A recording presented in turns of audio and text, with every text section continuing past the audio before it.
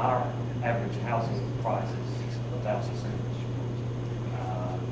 Now that's a long time to get careful planning. You had to do the land banking to make sure that you could control what was going to go in that place. They did a good urban design. But just to the south of downtown is our South Main district, which is totally hollowed out. Now got about 500 units of houses. First place there, barely made $90,000. We're now selling $85,000. This was a desolate area that no one thought either would want to live in. So then we have a number of neighborhoods that were still intact, but they suffered significant out-migration and disinvestment. And those places are going to attract new residents and new development as well. Some of that housing is, $85,000 to $125,000 depending on the neighborhood. So it's a wide range, but no one ever imagined that you would ever sell a residential unit in downtown Chattanooga, period, and not for these dollars. And there are people who I can't afford to buy that downtown. And I say, I can't either, and isn't that great?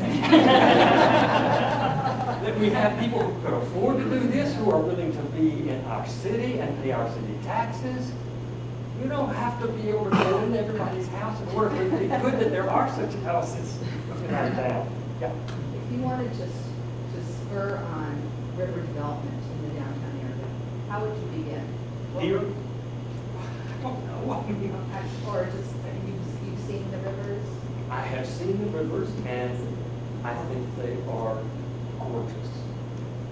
So in Chattanooga. But that's because I see things as gorgeous. But you started in Chattanooga with the aquarium. Is that on the river? It is on the river. It's where the downtown and the river meet.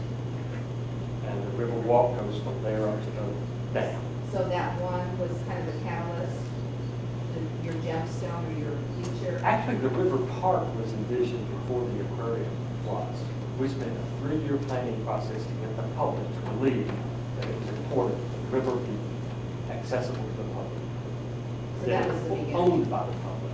That was our first big transformational concept. It took a long time to build out.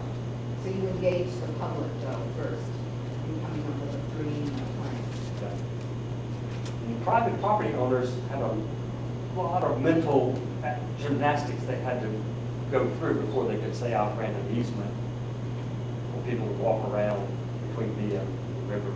And residential areas were just up in arms. It wasn't going to happen in their neighborhood until the neighborhood just down the river from them saw their property prices go up by 40% because of the river walk, which was an amenity and not a scary thing that all these strangers were going to walk by the river. Go through that process.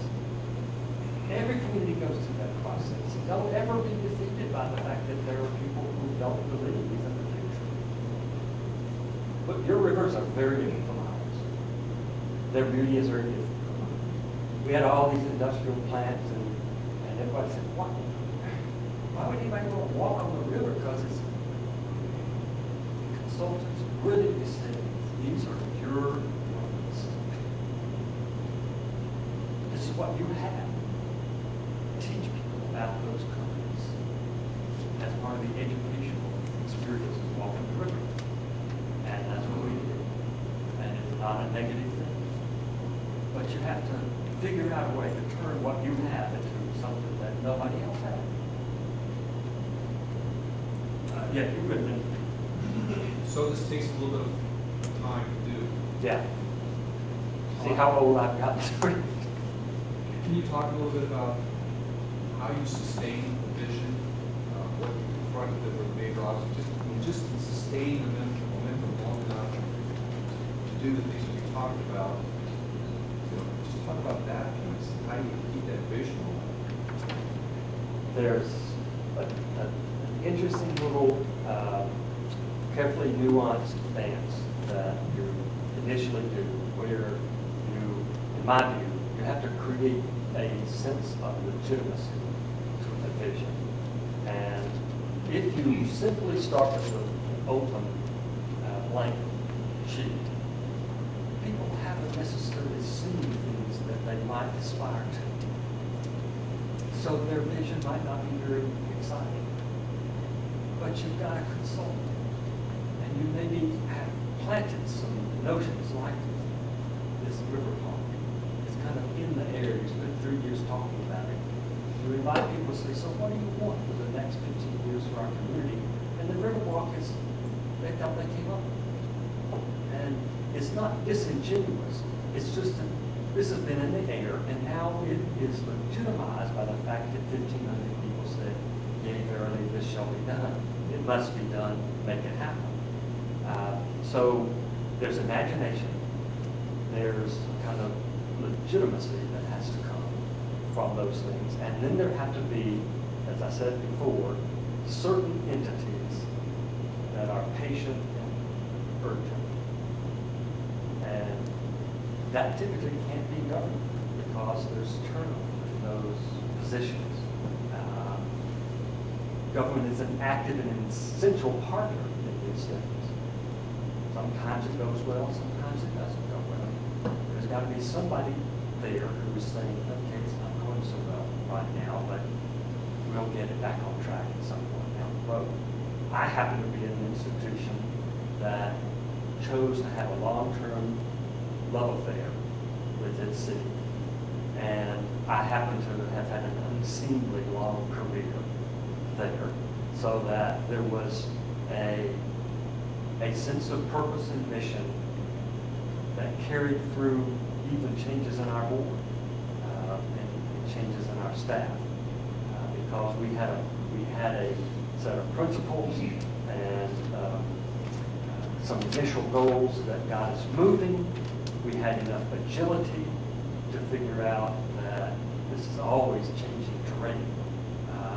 So every morning it's not going to be what you planned, it's what gets you started.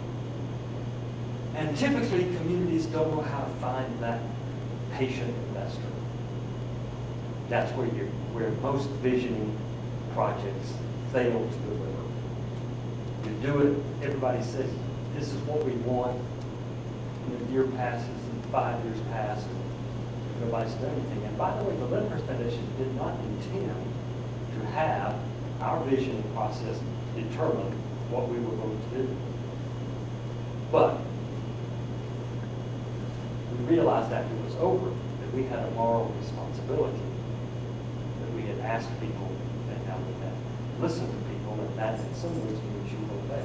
The word listen and obey are actually related words. They have similar origins, in fact. So there's an element in which you listen means you pay attention to what someone has said. And that takes a certain character, a certain kind of set of convictions. And I believe that our institutions had to carry that weight, and that we gradually could engage other people in that. Now, you know, I like to think I'm still young, but I'm not. I'm 60 years old. And I worked in a foundation when I was 30. And all this visioning took place 30 years ago, 25 years ago. I started telling the story to the young people, and they go, great story, sounds like how you won World War II. I was 8 years old when this happened. I don't remember it. It didn't matter to me. It sounds like you did it all. What's next? And my initial response was, what's next?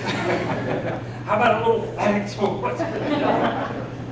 I got over that really quickly because I remember just how pitifully naive and impatient I was then as well. So I want to devote the next few years of time that I have in Chattanooga to playing in the sandbox of the young people who desperately are seeking to take the city to its next place. They are the ones who are stating that we need a spirit of creativity. We don't need major projects. We've already redefined our city in part by certain icons we've built the next